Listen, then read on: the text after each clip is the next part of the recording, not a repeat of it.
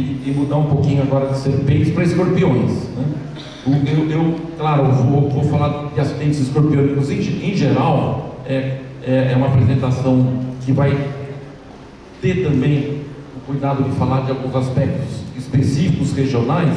Eu pelo menos sei que aqui os acidentes, né, conversei ontem com o José, não há, né, até onde sei, nos últimos anos, morte por acidente escorpiônico.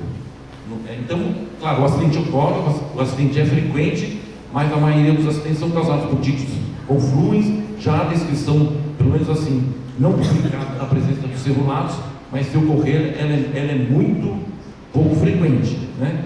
Então, eu acho que a gente poderia conversar um pouquinho sobre os acidentes escorpiônicos. Claro que nós vamos falar quando uma pessoa é picada e falece, o que acontece, mas felizmente não é o caso aqui, né?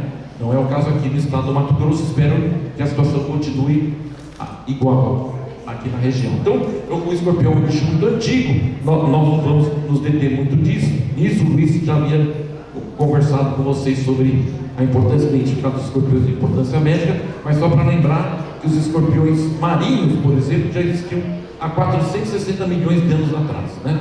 Então, um animal extremamente bem adaptado. Vejo aqui identificada a garra de um escorpião com 46 centímetros de comprimento, né? Meio metro de comprimento. Então, era um animal de porte gigantesco aí há centenas de milhões de anos atrás. Então, existe até antes dos dinossauros. Os dinossauros desapareceram, os escorpiões continuaram, né? Não vou também me deter, isso o Luiz já detalhou ontem, né? Um aparelho calculador de veneno encontra-se na porção final aqui da cauda do telso, né? E aí o veneno é inoculado pelos escorpiões aí quando são peçonhentos. É um problema menor em relação aos acidentes ofídicos. Nós temos algumas regiões do mundo, na África, na Índia e na América do Sul, onde esse acidente tem relevância na área de saúde. Estima-se aqui um trabalho, claro, que tem informações, provavelmente foi feito um levantamento para a situação mundial, mas claro, dados que provavelmente são muito fragmentados, limitados. Talvez mais de 1 milhão de acidentes por ano e mais de 3 mil mortes por ano causadas por escorpiões, né? Por exemplo, acidentes ofídicos aí, provavelmente o número de casos aí está em torno aí de 60 mil, 70, provavelmente na América Latina ultrapassa, aqui são 30 mil, né, por ano. Então o número de acidentes por serpentes é muito maior e o número de mortes também é muito maior. Já havia comentado aqui com vocês, tem trabalho mostrando que até 40 mil mortes por ano no caso dos acidentes ofídicos. Aqui vocês vejam o número de óbitos, 3 mil, né? Então, pelo menos 10 vezes menor, talvez até menos do que isso. Onde é importante? É importante na América, então principalmente na América do Sul, Central, até o sul dos Estados Unidos. Aqui há outra espécie, outro gênero de importância médica, que é o gênero Centruroides. Na região aqui da América do Sul, o gênero Títios é que tem importância médica, dos acidentes por Títios que nós vamos falar agora. Quem pode evoluir para óbito? Crianças, né, e adultos com comorbidade, né? O paciente às vezes tem hipertensão, uma doença cardiovascular, uma doença pulmonar. São esses pacientes que podem ter uma evolução mais grave. Aqui uma apresentação também bem genérica.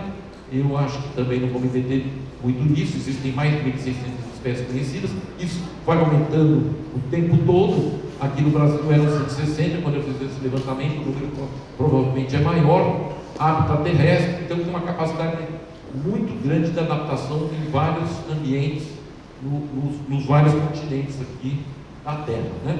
Uma atividade essencialmente noturna, baixa taxa metabólica. Então ontem foi comentado aqui, fica às vezes muito tempo sem se alimentar e sobrevive sem grandes problemas, né? Pertence então à ordem dos escorpiões, onde há 18 famílias. Aqui em inglês, mas não me interessa muito detalhar, mas de qualquer modo há vários gêneros de importância médica. Aqui eu vou citar alguns, né? O gênero Purus, por exemplo, na região mediterrânea e lá no Oriente Médio.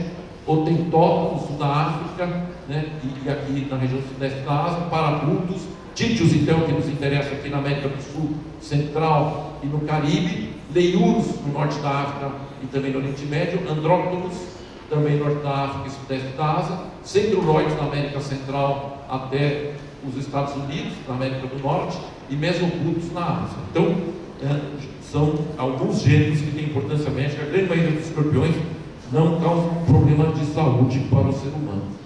Aqui um dado já mostrado pelo Flávio, aliás, mais atualizado, eu vou correr. Vocês vejam que o número de mortes, aqui essa linha contínua arroxeada, mostra o número de mortes. Vejam aqui em 2010, mais de 80 mortes já, né? E vejam aqui em 2010 também, um número expressivo, isso aqui, essas coluninhas verdes mostram o número de casos. Então, mais de 50 mil casos em 2010.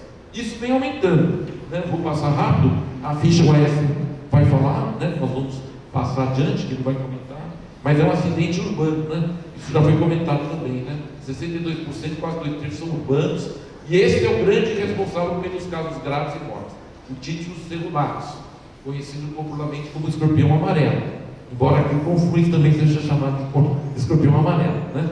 E, em geral, as extremidades são os locais mais acometidos dos acidentes por escorpiões, né?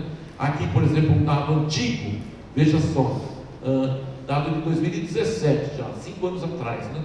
124.982 casos, então muito mais do que 150 mil em 2010, 90 óbitos. Então é um problema crescente no Brasil, não atingiu a estabilidade. A cada ano o número de acidentes aumenta, infelizmente o número de óbitos também tem uma tendência de aumento, né? Aqui uma informação mais recente, até 2017, em 2017 então 124 mil e poucos óbitos, e aqui quase 100, né? No mês de 2016 foram quase 120 óbitos. Então é mais um pouquinho do que marca um acidente ofídico. Os acidentes ofídicos no Brasil, os acidentes ofídicos em geral estão em torno de 100, 110 mortes por ano. Esse ano, 2016, morreram quase 120 pessoas picadas por escorpião.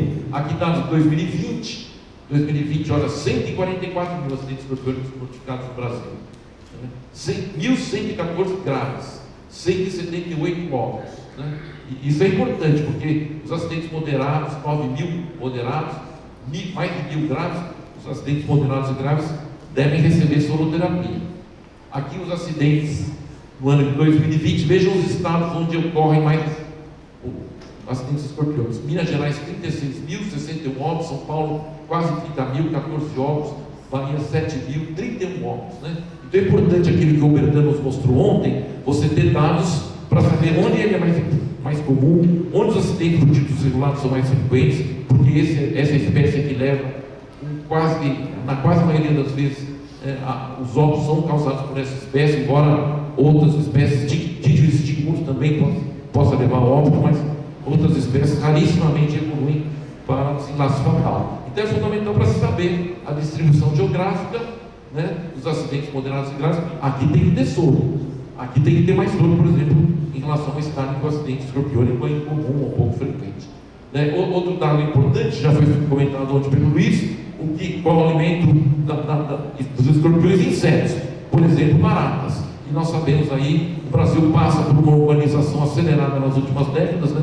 Acho que a maior parte da população brasileira, seguramente a maior parte da população brasileira hoje vive em áreas urbanas, acho que 80% aproximadamente vive em cidades. Muitas vezes não há uma estrutura adequada para algo que é essencial aí, o saneamento básico, água, esgoto, asfalto, energia elétrica, coleta regular de lixo. Então muitas grandes cidades, aí na periferia das grandes cidades não há coleta regular de lixo. Então o lixeiro, o serviço de limpeza passa lá uma vez por semana, né? 2 vezes por semana, ou nem passa. E aí, claro, acúmulo de lixo, alimento para barata, alimento para os escorpiões.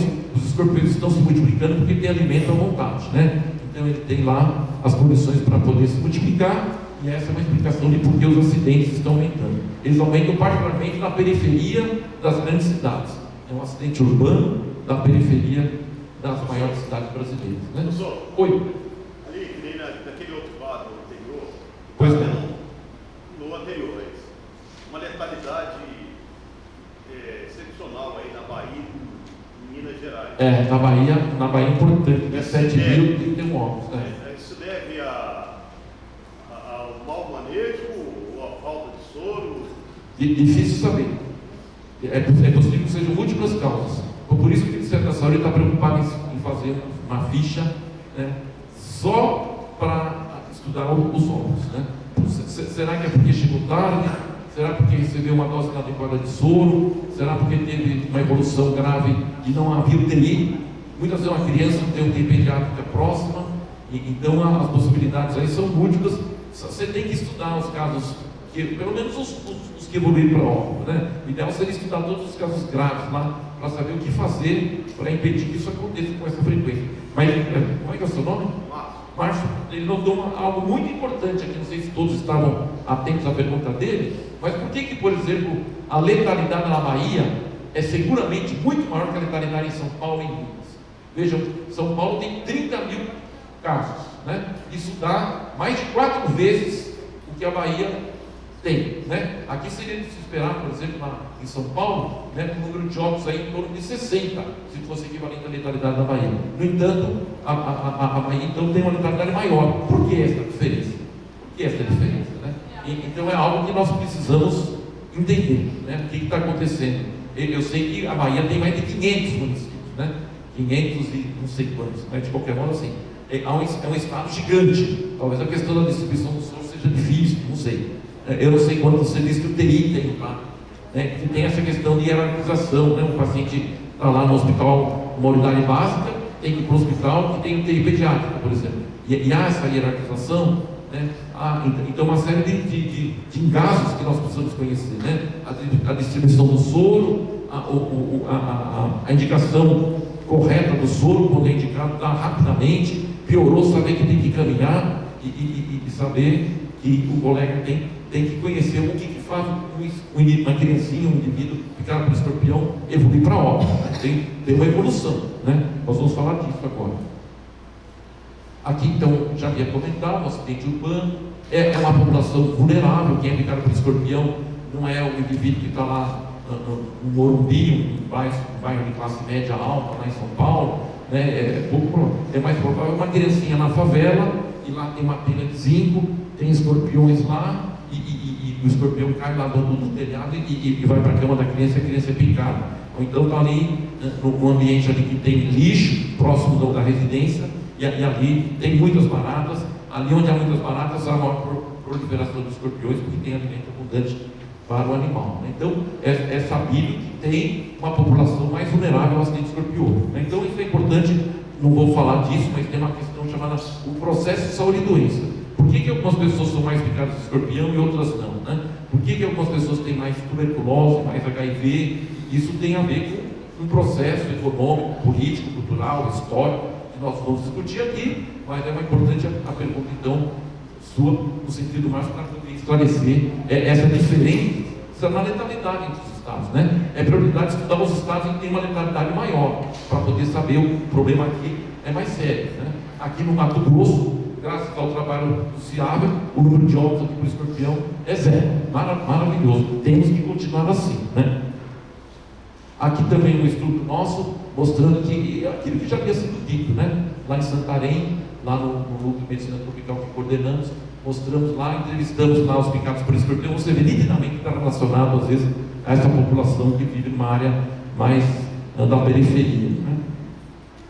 Aqui também é fundamental, a sua pergunta, Márcio, tem aqui um trabalho de alguém que se preocupou com isso que você está falando.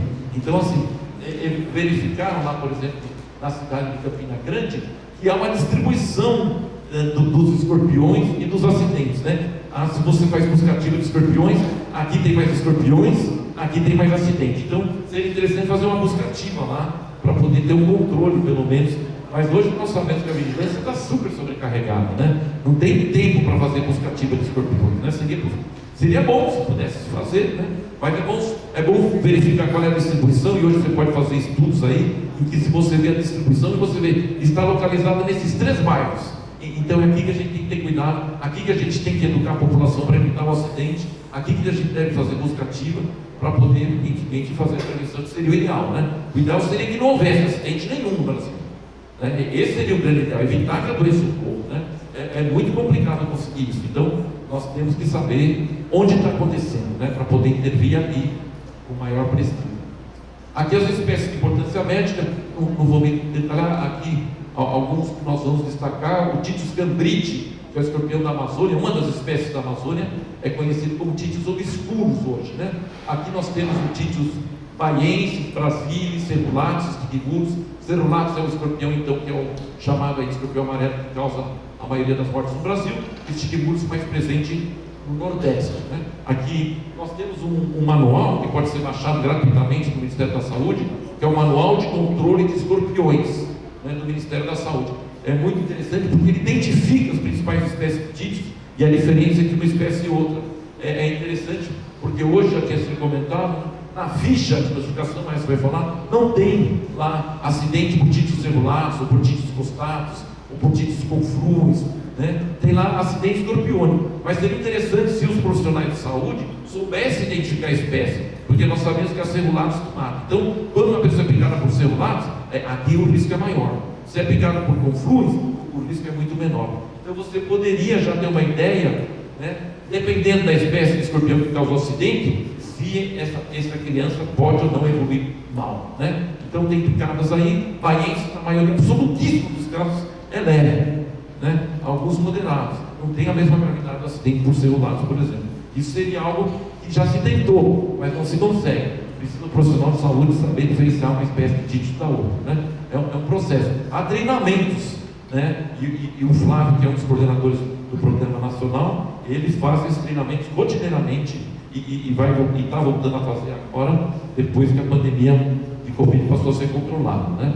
A ideia é essa, conseguir identificar as espécies. Oi? Teremos um treinamento agora em novembro, em identificação de escorpiões cristal, com a parceria do Ministério da Saúde.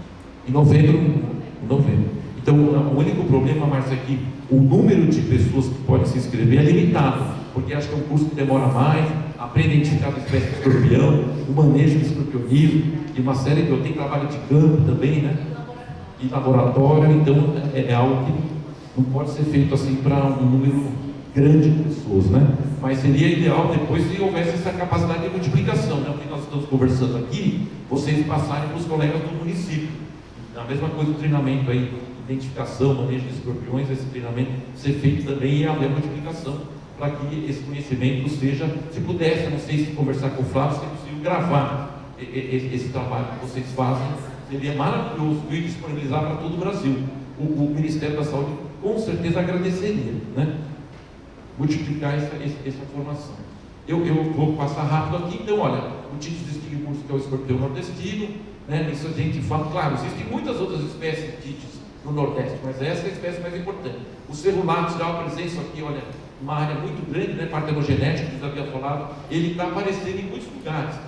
Ele é originário de Minas, ontem foi falado isso, né? O Flávio falou, mas ele se encontra aqui no Nordeste, no Sudeste, no Centro-Oeste, no Sul, e há uma tendência dele ir para outras regiões também do Brasil. Esse é o grande problema. O título cerulatus aqui, ele que causa um acidente de maior gravidade. O país aqui também tem uma distribuição bem ampla, né? Sul, Sudeste, encontrado aqui no estado, né? O país também, e aqui na Amazônia, eu acho que também, pelo menos teoricamente, poderia ser encontrado aqui também no Mato Grosso, o títios obscuros, que prevalece na Amazônia. Aqui vamos falar do veneno rapidamente, né? Só para ter uma ideia do que o indivíduo picado pode ter. Os venenos de escorpiões, eles são complexos também, como o veneno das serpentes que nós falamos ontem, né?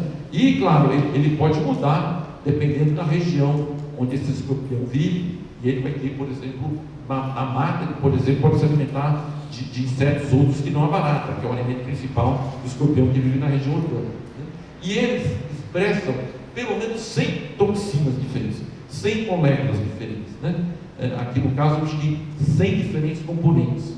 E é uma mistura complexa de proteínas básicas de baixo peso molecular. Tem uma série de moléculas aqui que não tem tanta importância. Eu vou destacar aqui os peptídeos, né? E esses peptídeos são moléculas muito pequenininhas, né? Proteínas pequenininhas, elas atuam nos canais iônicos presentes em membranas celulares.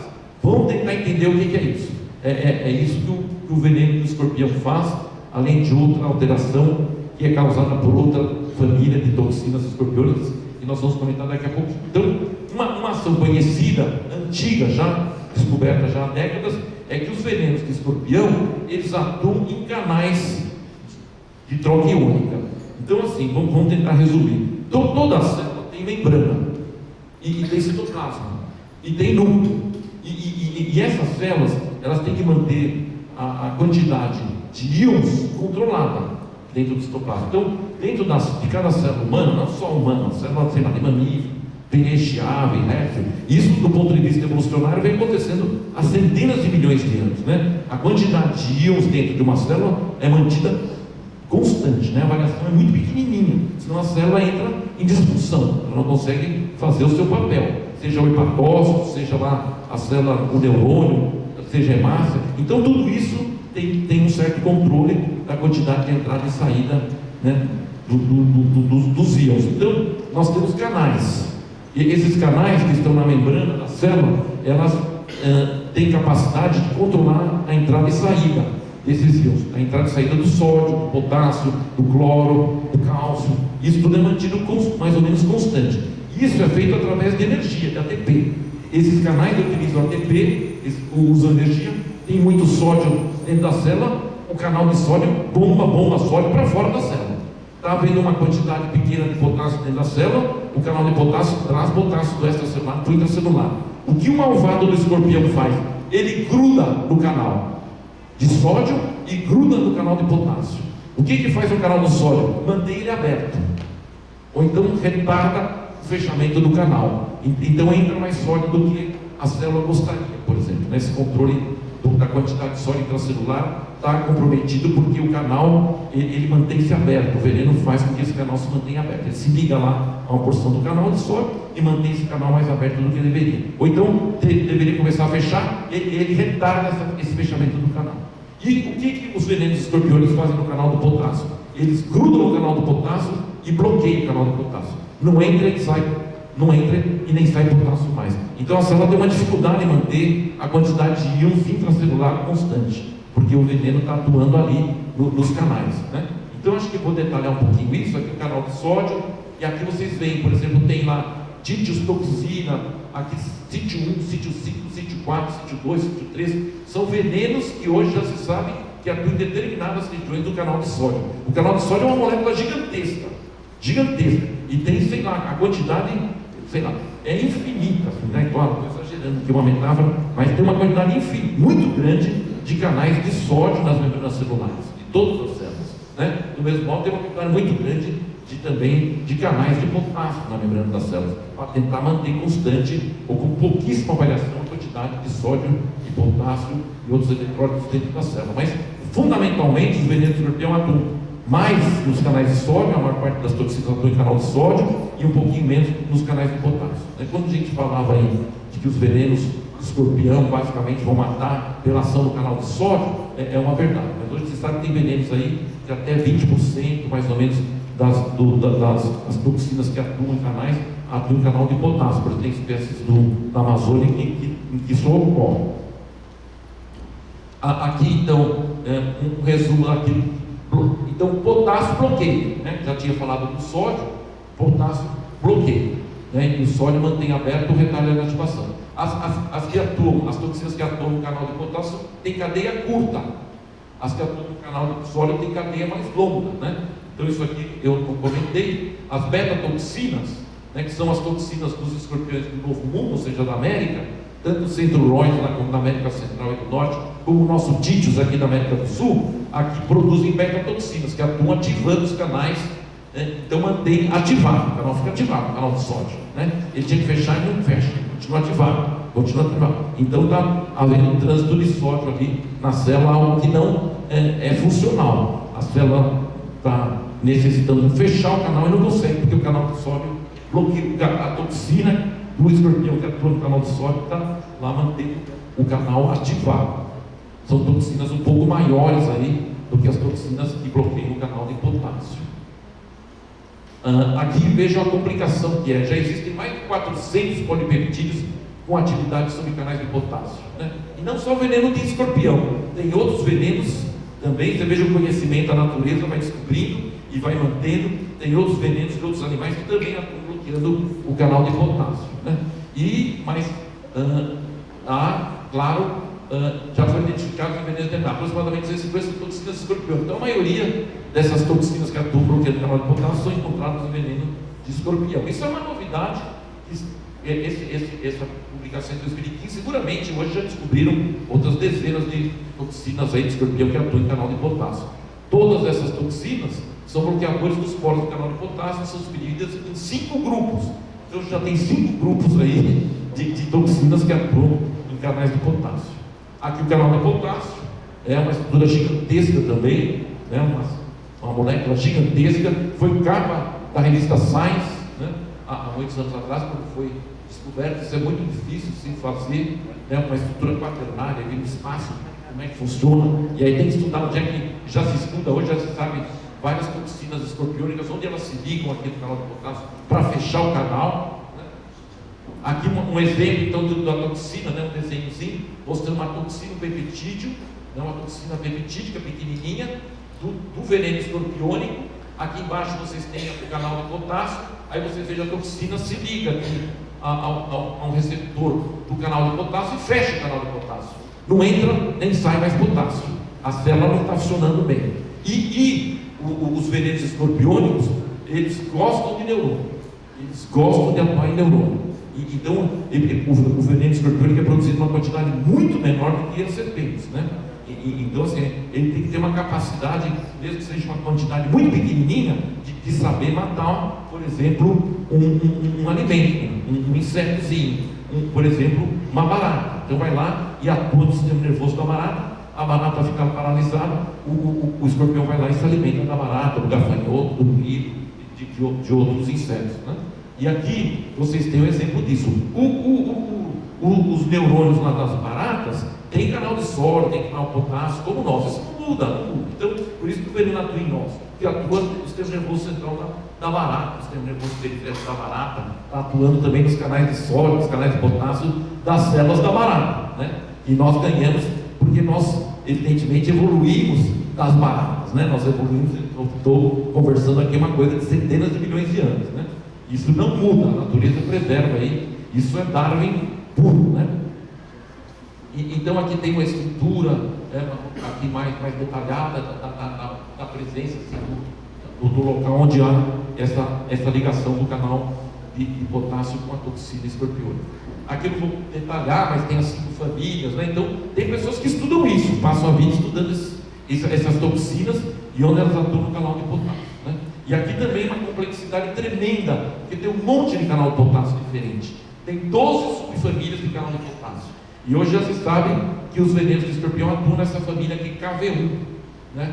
Ou do tipo chakra. Então, e esses KV1, e tem já, olha, tem pelo menos 5 estruturas aqui KV1, KV1 até KV1-8. Nesses tipos de canais de potássio aqui, o veneno escorpiônico sabidamente atua. Isso está comprovado. E esses canais, KV1 a KV8, eles estão expressos em muitas membranas celulares de muitas células, né? No inseto, no sistema nervoso periférico, coração, músculo, pâncreas. Então o veneno escorpiônico está atuando em canal de potássio de qualquer célula, mas gosta mais do neurônio. Gosta mais do neurônio, tá? Aqui, olha, um resuminho que não interessa muito para nós, de venenos que atuam em canais. Aqui, por exemplo, são, bloqueadores de canal de potássio. Aqui está o veneno de escorpião, bloqueando o canal de potássio. Quer que todo escorpião que atua em canal de potássio bloqueie o canal de potássio. Mas tem, por exemplo, a apamina da abelha também bloqueia o canal de potássio. Corotoxina de concha também bloqueia o canal de potássio. E por aí vai. Serpentes, né, quinidários, anêmonas marinhas. Então vocês vejam como a natureza ela acaba repetindo muita coisa que deu certo na natureza. Do mesmo modo aqui, olha, a ativação do canal de potássio, ativação do canal de sódio, que é o que o Titius faz, também não é só os escorpiões aqui da América que fazem, né? O nosso Titius e o centro-norte lá da América do Norte. Há também aranhas que também atuam ativando o canal de sódio, né? Então vejam que, e aqui a ativação prolongando o canal de sódio, que é o que os escorpiões do velho mundo faz, são as alfa-toxinas do escorpião, mas tem também, por exemplo, toxinas aqui de água viva, toxinas corotoxinas, né? Toxinas de aranha, atracotoxina, que também atua ativando o canal de sódio. Então, mostra a complexidade. Os venenos, muitas vezes, eles têm ação semelhante em diversos grupos animais, né? Aqui, um outro dado importante, estudos mais recentes mostram que, por exemplo, o veneno do Titius cerulatus, que é o escorpião que mais mata no Brasil, esse escorpião dito amarelo, e 40% do veneno é metaloprotease, é molécula que também tem em cobra, por exemplo, em mótipes, e que causa, por exemplo, um processo inflamatório. Então, na picada de escorpião que evolui por quadro moderado ou grave, além da ação, né, sobre os canais, né, de sódio e potássio, há também um processo inflamatório sistêmico. O picado de escorpião tem um processo inflamatório sistêmico. A gente chama de SIRS, síndrome inflamatória da resposta sistêmica. Então, basicamente, o veneno do escorpião vai causar uma ação nos canais de sódio e potássio, particularmente de neurônios, e também um processo inflamatório que, nos casos moderados e graves, pode ser sistêmico, né? Então, pode haver uma síndrome inflamatória da resposta sistêmica. E aqui tem também um outro trabalho de revisão mostrando a inflamação do acidente escorpiônico. É um trabalho já de 3 anos atrás. Tem grupos lá no Butantan estudando só essas toxinas que causam inflamação, né? Então é algo complicadinho, né? Uma associação malvada aí de inflamação e ação em canais de células. O quadro clínico, então, nós vamos tentar ver se resumimos. Quadro clínico local. Primeiro, o paciente tem dor. Todo mundo que é picado de escorpião tem dor, né? Se for um Titius, né? Se injetou veneno também, claro. E aí tem dor, essa dor é praticamente imediata, essa dor tem intensidade variada, pode ser leve, moderada ou grave. Depois nós vamos falar como abordar esses casos. Essa dor pode se radiar, às vezes a dor foi picada no dedo e tem dor em toda a mão, às vezes no punho, às vezes até o antebraço. Muitas vezes tem vermelhidão local, às vezes um pouco de inchaço e também sudorese local. Assim que tem luz aqui na frente, mas acredite que está aí no fundo, essa pessoa foi picada aqui no dedo, tem um pouquinho de eritema, um pouquinho de vermelhidão, está um pouquinho inchado local e também tem um pouquinho de sudorese local, um pouquinho de suor no local. Isso acontece no acidente escorpiônico, né? Em geral esse processo inflamatório não é importante, o que é importante é a dor, Picada de escorpião dá dor. Além de dor, nós vamos ver o que pode causar. Por quê? Porque ele atua, né, em canais de sódio, em canais de potássio, dos neurônios que estão lá na terminação nervosa sensitiva, né? Nós temos ali receptores para dor, receptores para pressão, receptores para frio, receptores para calor, né? São neurônios especializados em detectar uma série de estímulos, né? O veneno escorpiônico, ele faz com que o indivíduo apresente esse quadro doloroso por ação direta e indireta nessas terminações nervosas sensitivas responsáveis pela dor. Está atuando em neurônio lá, né?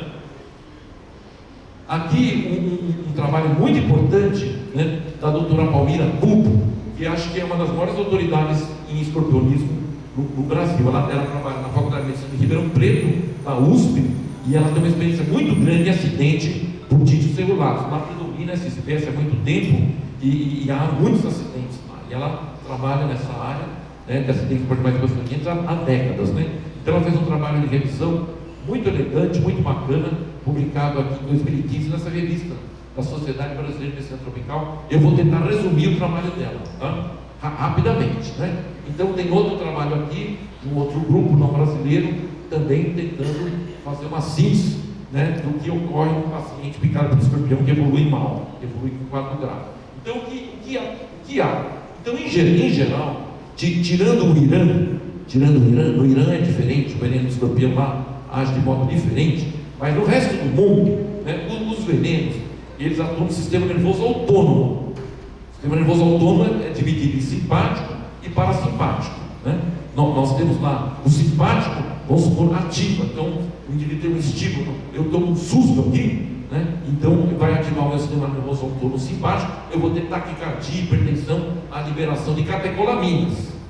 O veneno faz isso, tudo através de ação nos neurônios do sistema nervoso autônomo, no caso simpático. Aonde nos neurônios? Nos canais de sódio, talvez nos canais de potássio desses neurônios. Esses canais estão nas membranas celulares desses neurônios, tá? É a ação, estou falando da ação molecular celular do veneno, né? Isso leva a uma disfunção, então, do sistema nervoso autônomo simpático e parasimpático. O veneno faz as duas coisas, atua nos neurônios do sistema nervoso autônomo simpático e parasimpático, né? E aí, o que vai acontecer? Há então um quadro doloroso, que é uma ação na terminação nervosa sensitiva, mas há uma atuação também do sistema nervoso autônomo, né? E aqui vocês estão vendo o parasimpático e o simpático. O parasimpático ocasiona a liberação da acetilcolina. O simpático leva à liberação de catecolaminas, né? Noradrenalina, adrenalina. Né? Então, eu poderia resumir de uma maneira muito exagerada que uma pessoa picada por escorpião que evolui mal no Brasil, né? É como se você injetasse adrenalina na veia de uma pessoa, né? E claro, está injetando com acetilcolina também, mas predomina em geral essa ação das catecolaminas. É como se houvesse uma liberação maciça de catecolaminas na corrente sanguínea, uma pessoa picada por escorpião que está evoluindo para um quadro sistêmico e pode apresentar evolução fatal. E aqui o que causa, então? O que pode causar? Como tem uma ativação parasimpática, pode causar tudo isso. Parasimpática, né, quando está havendo liberação de acetilcolina, pode haver miose, bradicardia, arritmias cardíacas, hipotensão arterial, aumento de secreção lacrimal, nasal, salivar, pancreática, gástrica, brônquica, sudorese, tremores, aumento dos níveis de umidade sanguínea. O veneno, então, está causando uma liberação simpática e parasimpática simultânea. Olha a encrenca, olha a encrenca. Predomina o simpático, mas está havendo liberação também do sistema nervoso autônomo parasimpático.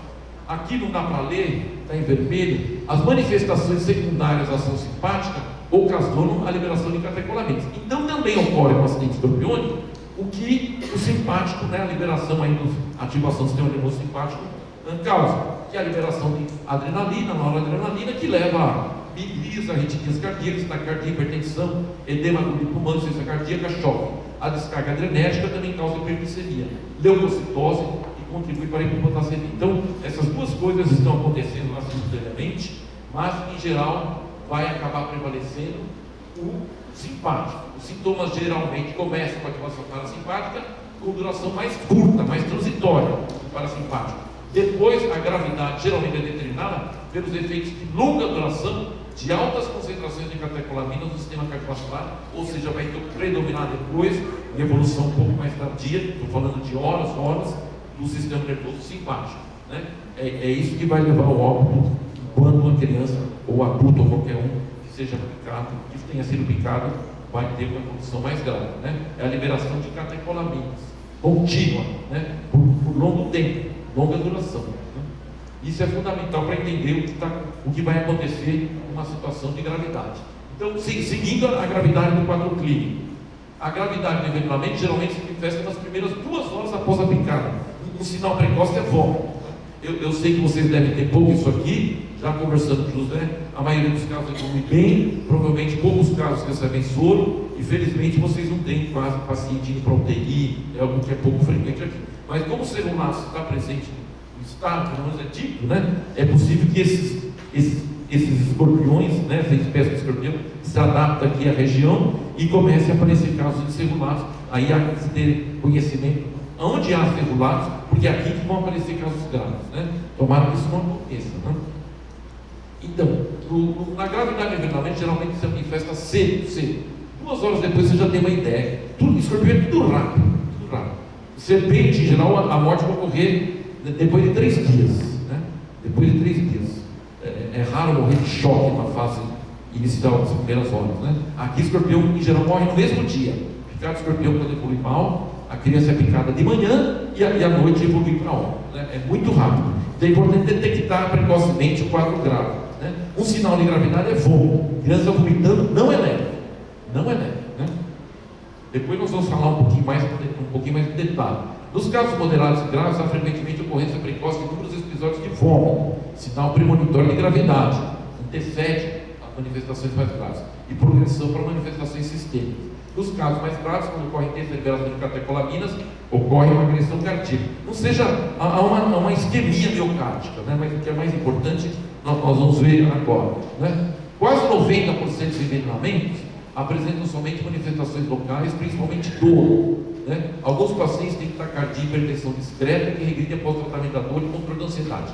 Então, assim, uma fração variável. Provavelmente aqui, por exemplo, não duvido que 98% dos acidentes sejam leves. Esses acidentes não precisam receber soro. Quem vai receber soro? Quem tem quadro moderado ou grave. Mais do que isso, a doutora Palmira publicou esse artigo, que eu estou aqui transmitindo para vocês, uma certa adaptação. Ela acredita que muitas vezes a taquicardia e a hipertensão são por causa da dor. Porque uma pessoa com muita dor, ela tem taquicardia, às vezes até hipertensão. Então trate a dor. Se é um adulto, por exemplo, foi picado, está com muita dor, um pouco taquicardia, um pouco hipertensão, trate a dor, acalme o paciente. Depois que a dor for controlada, meça a pressão arterial novamente, meça a frequência cardíaca, pode ser que tenha voltado ao normal. Esse paciente não tem indicação de soro, porque o quadro de taquicardia e hipertensão não é uma intoxicação adrenérgica, é o resultado da dor. Tratou a dor, volta a ficar normotenso, né? E a frequência cardíaca volta ao normal. Não precisa dar soro, né? Oi. Casos, porque assim, esses dias a gente teve uma picada de bola de escorpião lá, uma criança, e aí o protocolo fala, menor de 7 anos é considerado caso moderado a grave. Nós vamos falar disso. É muito importante isso. Nós vamos destacar isso daqui a pouquinho. Porque aí eventualmente, talvez errar por excesso. Então o Ministério da Saúde está tendo esse cuidado que você já está informado, né? Eu vou comentar. Aqui, então, na maioria absoluta das vezes, o essencial é tratar a dor. Picada de escorpião não é igual a soro. Na maioria absoluta das vezes, né? A grande maioria, seguramente mais de 90% dos picados de escorpião não precisam de soro. Já houve época no Brasil em que mais de 90% das pessoas picadas no estado recebiam soro. Totalmente contraindicado, porque não havia necessidade. Então, por isso a necessidade desse treinamento contínuo nosso, para saber exatamente como usar cada um dos soros que nós temos no Brasil, né? Então, aqui, um adulto que teve dor, você trata a dor. Se ele não tem nenhuma manifestação sistêmica, trate a dor pode desaparecer. Se a dor desaparecer, depois de uma hora não retornou, pode dar alta. Nós vamos falar com que medicação nós damos alta, né? Um analgésico, né? Então, o paciente fica lá 6 horas, em 6 horas ele está bem, sem manifestação sistêmica, a dor controlada, alta. Não necessita soroterapia específica. Vamos deixar separada a criança. Agora nós estamos falando do quadro clínico leve, que é a grande maioria dos casos. Vamos complicar a situação. Quadro clínico moderado. O que é? Além dos sintomas locais, alguns dos seguintes sintomas de baixa intensidade podem ocorrer manifestações sistêmicas, né? Então, o que é físico? Sudorese, náusea e vômito, que é aquele sinal premonitório de gravidade. Aqui já está aparecendo vômito, né? Taquicardia, taquipneia, agitação, hipertensão arterial necessitam de soroterapia específica. No caso do adulto, que pode ter uma taquicardiazinha, uma hipertensãozinha, você pode estar autorizado a tratar essa dor e veja de novo se por acaso a frequência cardíaca e a pressão não voltar ao normal. Esse paciente vai receber soro, né? Estou falando dessa situação específica do adulto. Depois nós vamos falar da criança. O quadro grave, então aqui claro, aqui há um risco de morte, né? Em poucas horas. As manifestações sistêmicas são evidentes e intensas. Numerosos episódios de vômito, salivação excessiva, sudorese intensa, hipotermia, né? Taquidispneia, broncorreia, taquibradiarritmia, hiper ou hipotensão arterial, pode haver agitação, prostração, alternadamente, espasmo muscular, que são muito raro, e progressão para insuficiência cardíaca, edema agudo de pulmão, choque e eventualmente evolução para óbito. Necessita, evidentemente, de soroterapia específica. Vamos falar com detalhe da soroterapia à tarde. À tarde vamos falar de soroterapia em geral, como um paciente que recebe soro, como esse soro deve ser dado, né? E aqui nós vamos tentar resumir o que eu falei até agora, o que é um quadro grave de acidente por escorpião.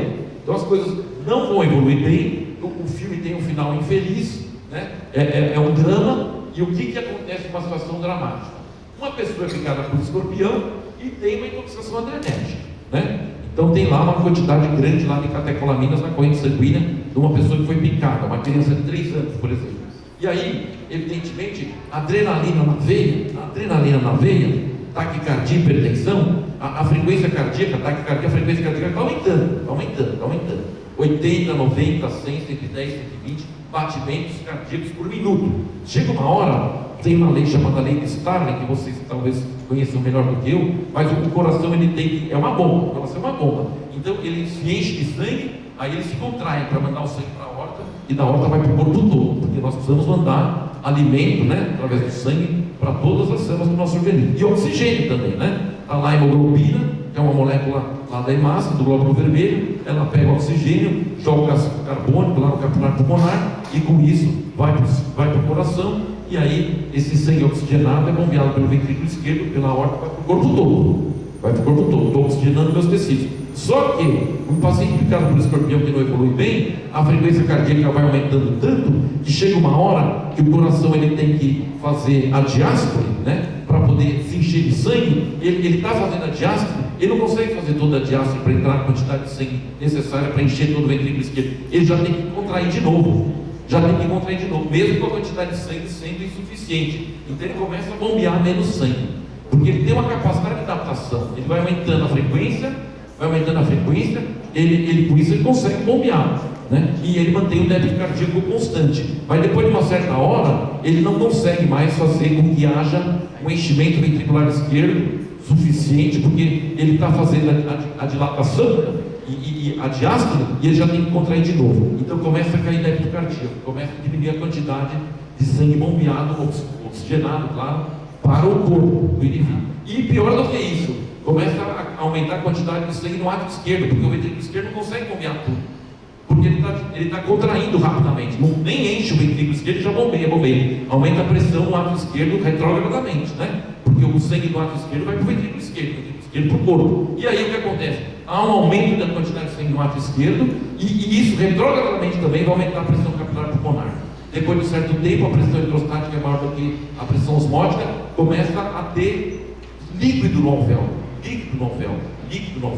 Então o que está acontecendo numa pessoa que é picada por escorpião e está engolindo mal? Primeiro ela fica taquicárdica, você vê isso, hipertensa, depois vai haver então uma diminuição aí da capacidade aí de bombeamento de sangue para o corpo, né? O débito cardíaco vai aumentando e isso está dificultando então a oxigenação tecidual, e pior do que isso, vai haver retrogradamente aí ventrículo esquerdo, átrio esquerdo, capilar pulmonar, né? Saída de líquido capilar pulmonar para o alvéolo. Isso é um fator adicional para comprometer a troca de gás carbônico por oxigênio, porque tem água no alvéolo, né? Saída do capilar pulmonar.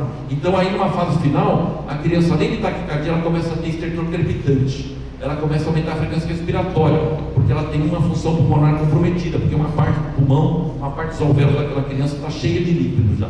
E aí é uma fase final já, pré-ópera, né? Depois disso, a troca alvéolo capilar comprometida, o débito cardíaco comprometido, você tem adrenalina ali, aumentando a resistência vascular, arterial periférica, e também esse retrocesso aí, né? O sangue não é bombado pelo ventrículo, o átrio não manda sangue para o ventrículo, porque o ventrículo não consegue mandar sangue para o corpo, o capilar pulmonar lá cada vez mais inchado, chega uma hora e não aguenta, essa pressão hidrostática é maior do que a pressão osmótica, e aí o sangue está indo para o alvéolo. Então a criancinha está falecendo já, né? A crepitação, já você ausculta lá, coloca o estetoscópio, tem aquele som no final da inspiração, é a água em alvéolo. Isso é encrenca grave, e essa criança tem que ser encaminhada para UTI pediátrica, entubar, ventilação mecânica. Isso tudo está acontecendo em menos de um dia, é muito rápido, tudo explicado pela adrenalina, por essa ação no canal de sódio, no canal de potássio, dos neurônios do sistema nervoso autônomo, basicamente simpático, tá?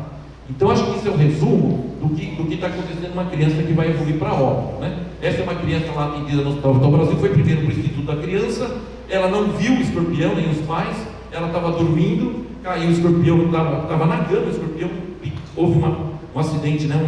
Uma picada no abdômen, foi para o Instituto da Criança, estava achando que era abdômen agudo, não sei, talvez aqui, não sei, eventualmente aí um quadro que poderia simular qualquer causa de abdômen agudo, apendicite aguda, por exemplo, mas aí o pai chegou lá e falou: eu trouxe o escorpião, ele foi picado por escorpião. A dor irradiada para todo o abdômen era devida à picada de escorpião. Essa criança com taquicardia, hipertensa, não tem soro no Instituto da Criança, o único local que tem soro na cidade de São Paulo é o Hospital Vital Brasil, né? Então ela foi para o Hospital Vital Brasil, chegou já, essa criança já com licença respiratória. Eu sei que o colega que estava de plantão, ele pegou o soro anti-escorpiônico e foi dando soro dentro da ambulância e indo para o hospital universitário. Essa criança acabou indo para o UTI lá no hospital universitário, foi entubada, ventilada. 3 dias depois, essa criança teve alta. É tudo muito rápido, né?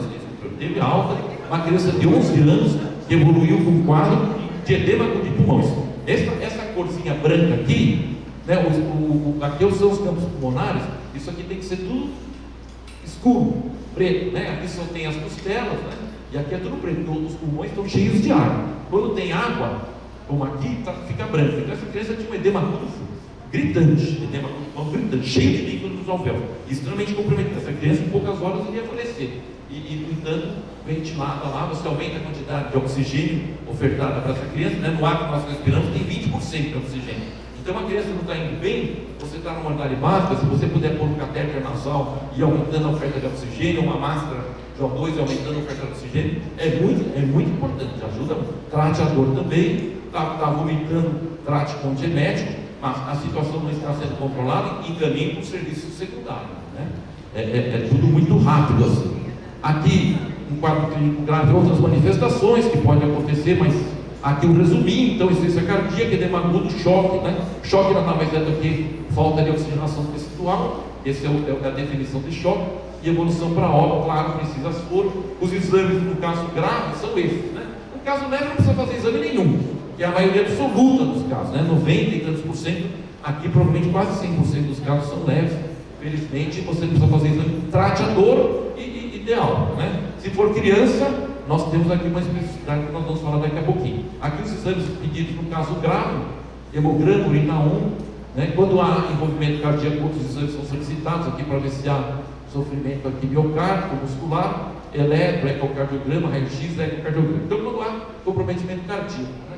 Tratamento geral também, balanço hídrico rigoroso, já tínhamos conversado lá com o Rafael, ter cuidado na hidratação de uma criança e de um adulto picados por escorpião, porque é uma encrenca grande, né? Porque está vendo aí uma série de manifestações aí que vão comprometer muitas vezes a possibilidade de hidratar, mas isso é importante, olha, hipopotassemia, hiperglicemia, distúrbio astubásico, normaliza nas primeiras horas após o soro anti-escorpiônico, né? E geralmente não exige correção. O mesmo ocorre com a hipertensão arterial. Então a tendência aí é não mexer nisso, dê o soro e acompanhe a criança para ver se, evidentemente, sintomaticamente, né, se houver necessidade aí de intervenção para poder entubar, ventilação mecânica, isso deve ser feito. O mesmo modo, antiemético pode ser usado se houver muitos vômitos, né? Após o soro antiveneno, né? O soro anti-escorpiônico, no caso.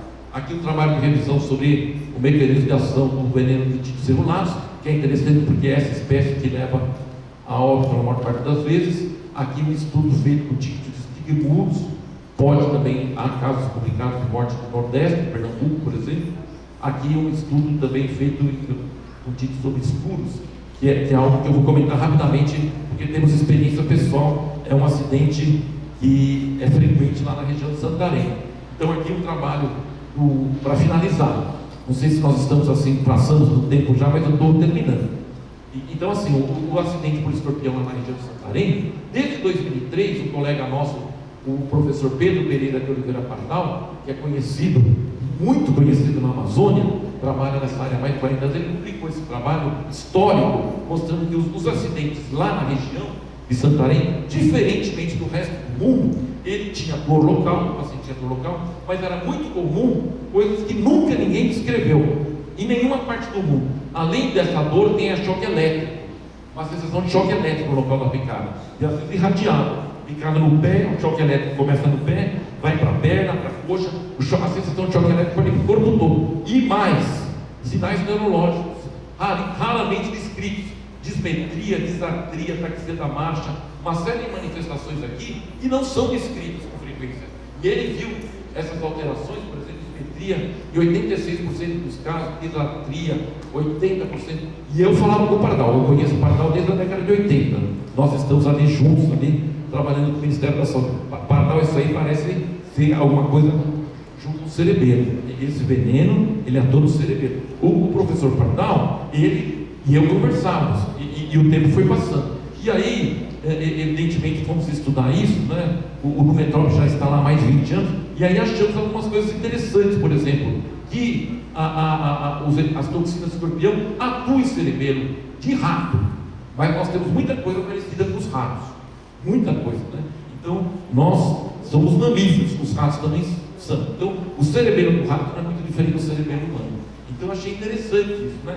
Não vou detalhar aqui porque eu acho que não dá tempo, mas de qualquer modo o modelo do rato pode nos ajudar a entender um pouco as propriedades eletrofisiológicas do cerebelo humano. Temos muitas coisas em comum, nós os ratos, né?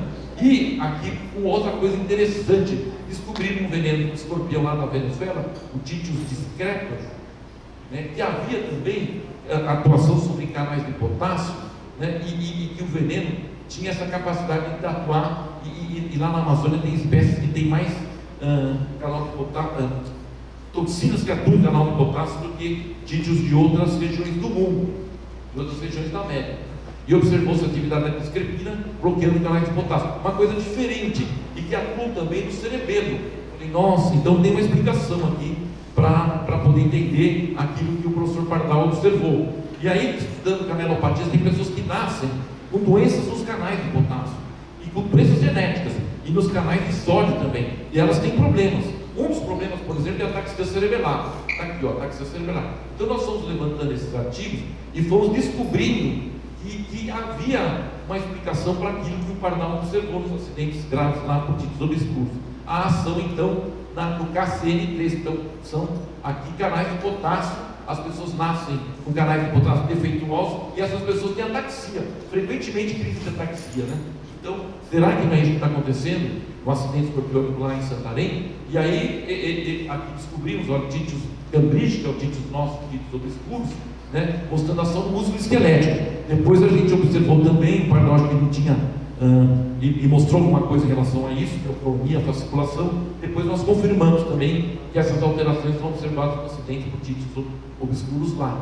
E aí, esse trabalho aqui, uma orientando a minha de doutorado, a doutora Pacesa Torres, ela acompanhou, acho que 53 ou 54 casos de acidentes escorpiônicos atendidos lá em Santarém, internados, que são os mais graves.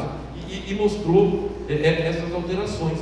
Mostrou que o paciente apresentava um quadro que é compatível com a disfunção cerebelar aguda. Tinha ataxia cerebelar, então essa dificuldade para andar, né? Uma pessoa abre as pernas para poder andar, porque há um comprometimento do cerebelo. O cerebelo é fundamental aí para o indivíduo ter equilíbrio, né? O cerebelo conversa com o oitavo parcraniano, né? que é o vestíbulo coclear, a parte vestibular. Ela também tem importância no equilíbrio, isso está comprometido, e tem uma série de sinais aí que a gente pode testar para ver função cerebelar. Então essa manobra index-nariz, né? Desviada de simetria, que você vê o movimento, todos os movimentos passam pelo cerebelo, todos. Aliás, não só os movimentos, né? Tudo sensitivo também passa pelo cerebelo. O cerebelo tem mais neurônios do que o próprio encéfalo, né? Então é uma coisa interessantíssima, porque tudo passando, que vem e que vai do cérebro, passa pelo cerebelo. Então, por isso que os movimentos aí estão alterados, porque o veneno, inclusive o paciente fala bem devagarzinho assim, isso é disartria, ele tem uma disartria, e tem uma coisa chamada também fala escandida, que é uma fala lentificada, porque ele não consegue fazer com que os músculos trabalhem da maneira correta para poder falar. Então ele tem uma lentificação da fala também. E melhora com o diazepam, porque o veneno também atua no músculo, né? E aí nós descobrimos também que outra espécie causa ataxia cerebelar lá. Não só o Titius by 3 casos de Titius strandi, que tem também dor, choque elétrico, e um tinha ataxia cerebelar. Então algo que não é só no Titius obscuros, né? Então quanta coisa nova que vai aparecendo aqui. Esses 3 casos nessas 3 localizações aqui de Santarém, aqui os 3 exemplares de escorpião que foram identificados e trazidos. Aqui um trabalho falando de hipótese e o que temos ainda para estudar em relação aos escorpiões. Aqui o tratamento, né, que nós vamos falar daquela ideia lá das criancinhas. Então, o tratamento do escorpionismo, na dor leve, tratamento da dor, paracetamol de dipirona.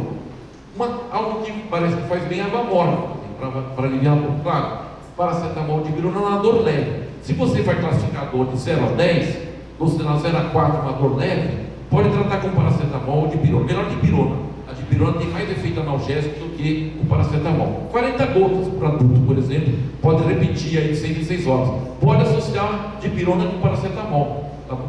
Então dá de 6 em 6 horas a dipirona, paracetamol nesse intervalo aí também de 6 em 6 horas. E, em geral, dor leve, com dipirona só se resolve, viu? E águazinha, põe lá uma baciazinha com água morna, em geral a dor também melhora com água morna, né? No caso de dor moderada, intensa, com certeza no caso de dor intensa, há necessidade de bloqueio anestésico. Aí pode se utilizar a lidocaína ou a lipovocaína, 0,5%, ou a lidocaína 2%. Normalmente se faz 3 a 4 ml por infiltração. Foi picado aqui no dorso da mão, injeta no subcutâneo, né, 3 ou 4 ml, faz um botão anestésico e depois de 1 hora reavalia. Se a dor retornar intensa, pode repetir mais 2 vezes 4 ml de lidocaína ou lipovocaína, tá? E, claro, rarissimamente a necessidade, se a dor voltar depois de 3 infiltrações, você pode dar até derivados da morfina, por exemplo, a meperidina. Raramente é necessário, né? Então, controlar a dor é fundamental no acidente escorpiônico. Se só tem dor adulto, é isso. Depois dê alta com dipirona, via oral, porque a dor pode durar um dia aí, mas sem problemas. É só um quadro doloroso que vai desaparecendo com o passar das horas. Aqui o quadrinho do Ministério da Saúde, aqui a dor leve, então só quadro local, sintomáticos, então tratador, e observe para ver se o paciente não evolui para um quadro mais grave. E depois, moderado, então, você tem já vômitos, que é o sinal premonitório de gravidade, a taquicardia e a hipertensão também estão presentes muitas vezes. Você dá o soro antiescorpiônico ou antiaracnídeo, 3 ampolas por via endovenosa. Se tem manifestação grave, já comentei todas elas, soro antiescorpiônico ou antiaracnídeo, 6 ampolas, né? Aqui um resumo deste quadro, né? Mas é basicamente a mesma coisa. E nós temos aqui, eu acho que um detalhe, vamos ver se temos aqui, eu acho que temos. O próximo. Aqui em São Paulo fez um trabalho que também, além da identificação do local que tem soro, também o local que tem UTI pediátrica, ou UTI, para poder encaminhar os casos graves, né? Nós temos cada vez mais acidentes por título celular, tá? Aqui que contei para as criancinhas. Vamos ver nessa letrinha pequena, aqui, como é que é o seu nome? Vanessa, né? Então, Vanessa, eu sei que não dá para ler, mas depois, quando você receber a aula, você vai ver aqui, acidente moderado, soroterapia formalmente indicada em crianças de até 7 anos.